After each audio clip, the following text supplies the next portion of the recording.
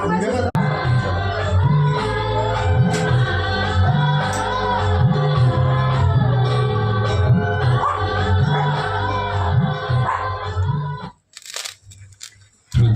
হলে তুমি বন্দিত হলেন মা, পদার্পণ করলেন মা ধরাধামে।